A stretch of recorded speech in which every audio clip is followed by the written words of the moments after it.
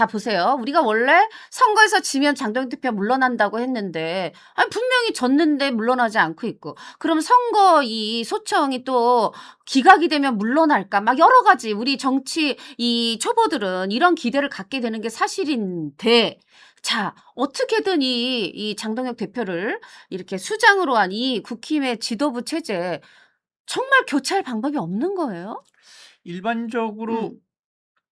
그 지금 당대표랑은 당의 얼굴이니까 네. 지금 국민들께서 지방선거를 통해서 국민의힘에 마지막 기회를 줬으니까 얼굴을 바꾸고 세수를 세 부대에 담아서 그쵸. 힘차게 나가자 이런 아. 목소리는 많은데 네.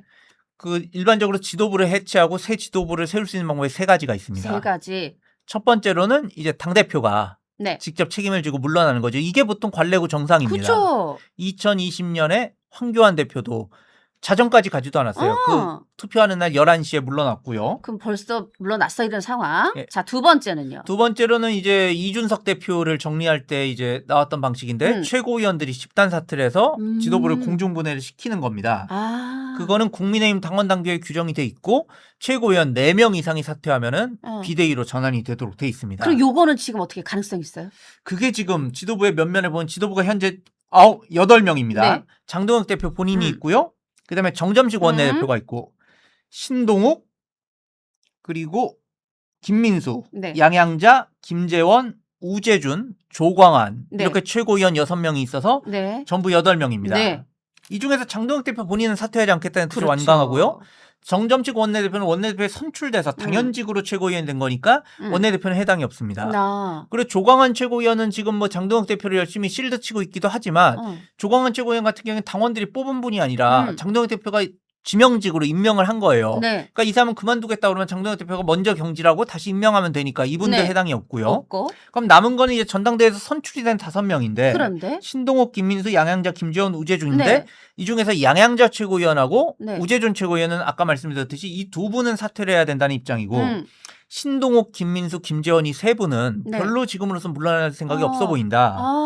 그 신동욱 최고위원 같은 경우에는 본인이 현직 국회의원입니다. 그렇죠. 그렇기 때문에 그분은 물러날 생각 없어 보이지만 뭐 100번 양보해서 물러나자면 물러날 수도 있어요. 왜냐면 그만둬도 국회의원이니까. 근데 김민수 최고위원하고 김재원 최고위원은 원외다 보니까 신분이 원외다 보니까 네. 최고위원을 그만두면 그냥 정당인이에요. 그냥 정당인이기 때문에 제 생각엔 물러날 가능성이 전혀 없어 보이고. 아니 그럼 지금 말을 들어봐도 8명 중에 100번 양보에 신동욱 의원까지 합해도 3명밖에 안 되면은 투표에도 절반이 안 돼요. 그렇죠. 최고위원 집단 사퇴 4명 이상 사퇴로 인한 지도부 형해화는 실현 가능성이 현재로서는 없어 보입니다. 그럼 이것도 안 돼. 그럼 마지막 세 번째 방법은 뭡니까? 세 번째 발언은 당대표, 세 번째 방법은 뭐 정치사상 여러 전례가 있던 일인데 이제 당대표한테 어떤 중대한 도덕적, 정치적 흠결이 발견이 돼가지고 물러날 수밖에 없는 상황이 되는 것이죠. 이거는 2017년 9월에 네. 당시 이렇게 전당대회를 통해서 바른정당 당대표가 됐던 이해운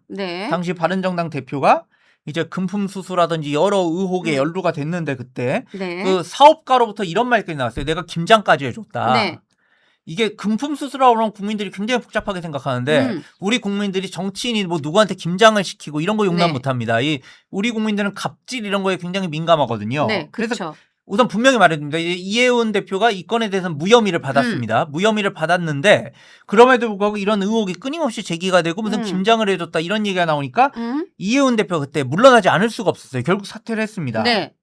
근데 장동혁 대표와 관련해서도 최근 이제 시청자 여러분들도 아시겠지만 어떤 뭐 기획부동산 문제라든지 여러 그런 건들이 지금 TV조선을 통해서 보도가 되고 있거든요. 장동혁 대표 본인은 나는 사기의 피해자일 뿐이다. 기획부동산의 나도 피해자다. 이렇게 주장하고 TV조선에서는 여러 사기 피해자들이 받지 못한 어떤 보상을 받았다. 이렇게 의혹 제기를 하고 있는 상황인데 이런 부분이 어떻게 향후 지금 TV조선이 후속 보도를 예고했거든요. 장동혁 대표 같은 경우는 완전한 허위 왜곡 보도라고 하면서 이제 이 부분에 대해서 법적 대응을 하겠다. 정정보도 청구도 하지 않고 바로 징벌적 손해배상제로 가겠다. 이렇게 예고를 한 상황인데 이 부분이 후속 보도에서 어떤 식으로 국민 여론을 움직이느냐 이거 한번 지켜볼 필요가 있겠습니다. 아니 그러면은 지금 뭐 방법이 있다는 건가 없다는 건가 안 될 거라는 건가 제가 조금 또 우리는 이걸 딱 정리를 해 주셔야죠. 뭐 쏙 들어오거든요. 자진 사퇴 없다. 네. 이렇게 보시면 되겠고요. 최고위원 집단 사퇴를 통한 지도부 해체 이것도 없다라고 어렵다. 보시면 되겠습니다. 그러면 장동혁 대표의 신병과 관련돼서 보도되는 여러 가지 의혹 보도들을 한번 지켜보는 게 좋겠다. 저는 그렇게 정리를 하고 싶습니다.